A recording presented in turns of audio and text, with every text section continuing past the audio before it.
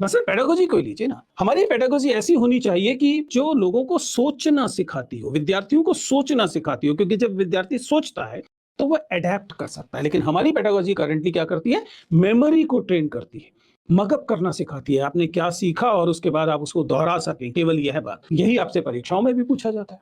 ये वाली जो पेडागोजी है, ये एजुकेशन सिस्टम की एक बड़ी परेशानी है। इसकी वजह से जो लर्नर्स हैं, सीखने वाले लोग हैं, वे प्रश्नों का उत्तर देना सीखते हैं, प्रश्न पूछना नहीं सीखते, प्रश्न पूछने की स्किल उनके पास नहीं होती।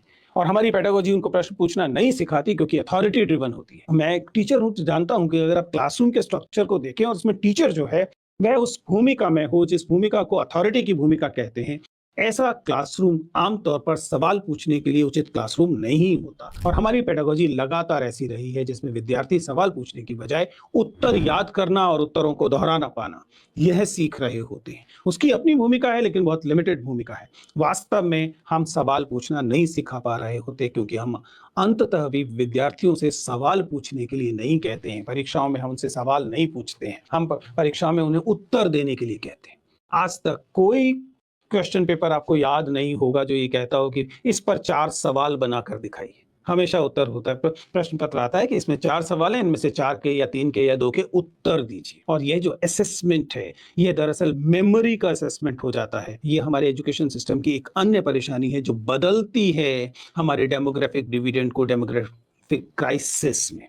स्टूडेंट की अंडरस्टैंडिंग जब बेहतर होती है, तब वे अडेप्ट होना सीखते हैं, भविष्य के लिए तैयार होते हैं, वरना केवल मार्क्स के लिए पढ़ रहे होते हैं, स्कोरिंग के लिए पढ़ रहे होते हैं। उनकी सक्सेस नापी भी इसी बात पे जाती है, कितना सीजीपीए हो गया, कितने नंबर आ गए।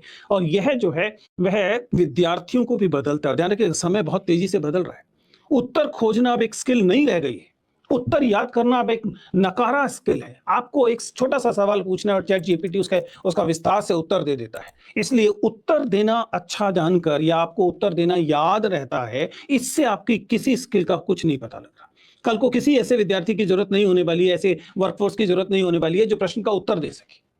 बल्कि प्रॉम्प्ट तो सवाल पूछना है ना। इसका मतलब ये है कि आपको ऐसे लोगों की आवश्यकता होने वाली है जो सही सवाल पूछना जानते हो, क्योंकि उत्तर देने के लिए तो आपके पास पूरा का पूरा स्ट्रक्चर तैयार हो गया है।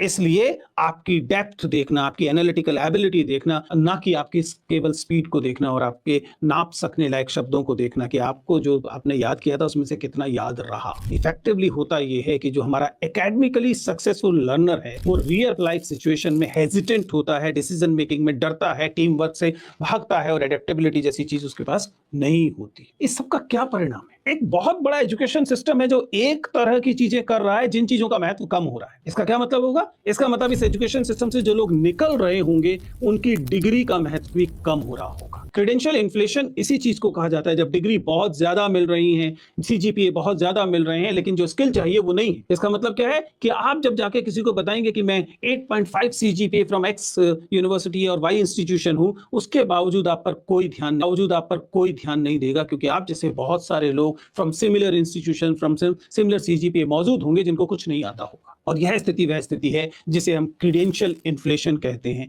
भारत इस समय लगातार क्रीडेंशियल इन्फ्लेशन से गुजर रहा है। हम लोग जब बैठते हैं डैफ लेकर, विद्यार्थियों के हैरान होते